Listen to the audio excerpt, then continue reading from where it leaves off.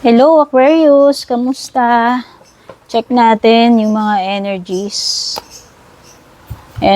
mo itong next 7 days, yung mga possibilities or mga pwedeng paparating sa iyo, mga ganap, mga messages.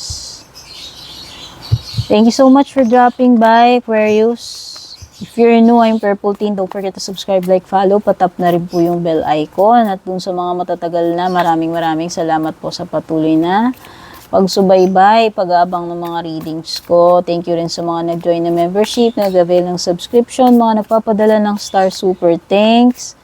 Pati na rin po dun sa mga nag-a-avail ng private readings natin. Yung mga interesado po sa private reading ko, mag-inquire, mag-book. Dumiretso po kayo sa official page ko, Purple Teen Verified, may blue check po sa kanan. Yung link po nilagay ko po sa description. Kayo po yung mag-message doon. Okay. So, meron ka ritong 10 of Swords. Temperance, Sagittarius energy. Hermit, Virgo energy.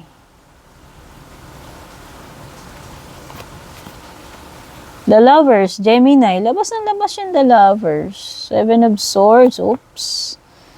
Ace of Pentacles. 9 of Pentacles.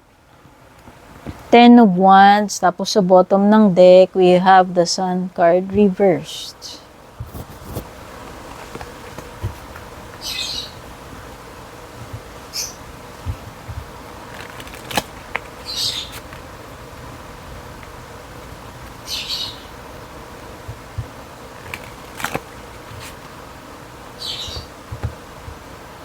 Meron ng energy. Ang lakas ng energy dito ng pag-alis or ending.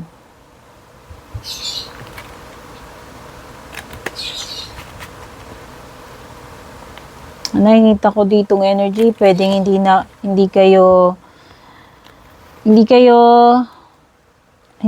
happy, hindi na kayo nag-grow dito, hindi na kayo fulfilled. So therefore, mag-explore kayo ng possibility somewhere else. So kung sa career yan, nakikita ko you have the Sun card reversed.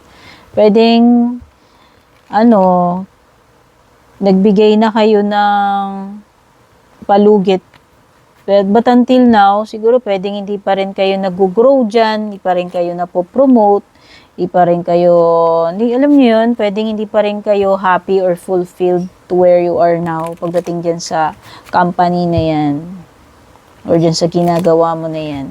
Kaya nakikita ko is parang maglalakas ka na lang ng loob na mag-explore na lang ng possibility sa iba. Yun na yung nakikita ko. In career man yan, in business or in relationship, ha? Kasi nakikita ko rin may Lovers reversed.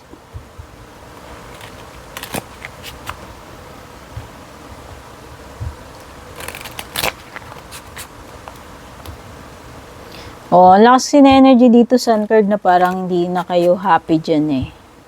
Hindi kayo content or hindi kayo happy.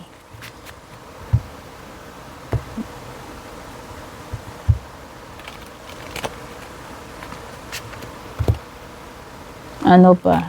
Oo. Kasi feeling ninyo, wala kayong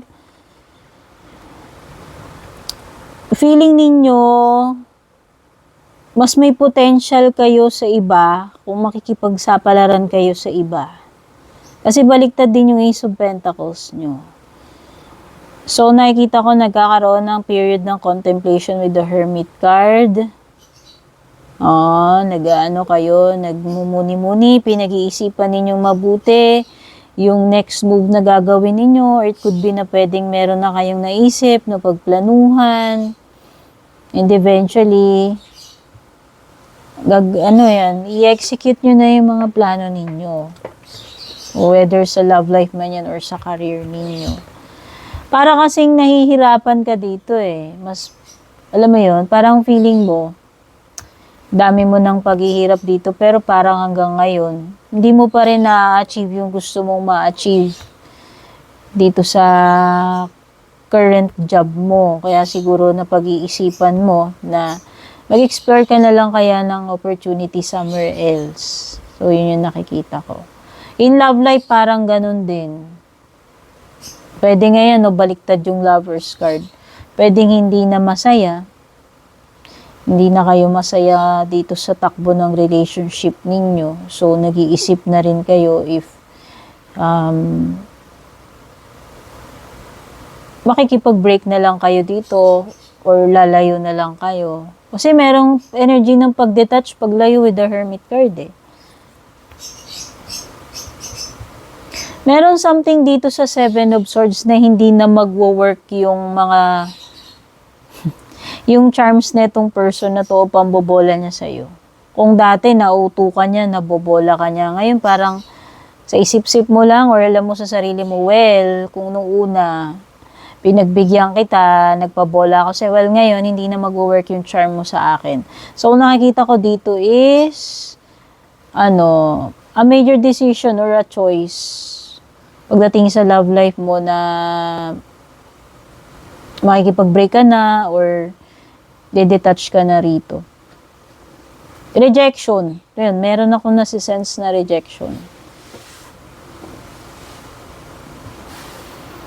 Kasi nga parang nafe-feel ko ang lakas ng energy dito in career man o love life mo na parang hindi na nag-work out, hindi na nag-grow, or wala nang progress, wala nang improvement doon sa kalagayan mo sa career or sa love life mo. Kaya siguro yun na nga yung pinag-isipan mo rin. Or pinag-iisipan mo, kung pinag-iisipan mo pa rin yan.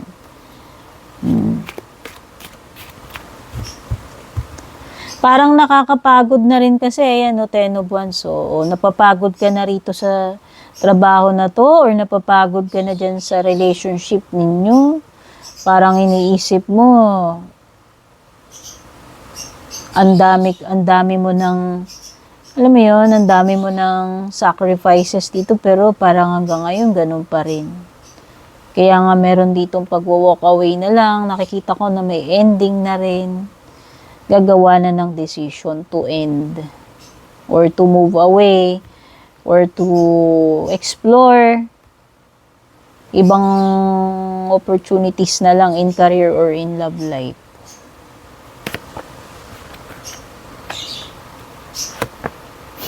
Nakikita ko rin na naging patient ka na rin kasi ng matagal eh. Kumbaga parang pinagtitiisan mo na lang, pinagtsatsagaan mo na lang. Siguro parang ganun. Romance is in the air, oh. O, meron something about November. Okay.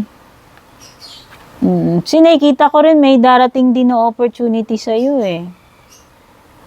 Ayan, pati sa love life mo, may opportunity.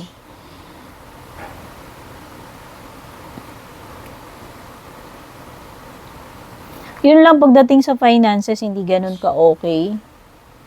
Itong next 7 days. So, mas mag-pay attention ka daw about kaperahan mo. Especially sa mga paggastos, hinay-hinay lang. Okay?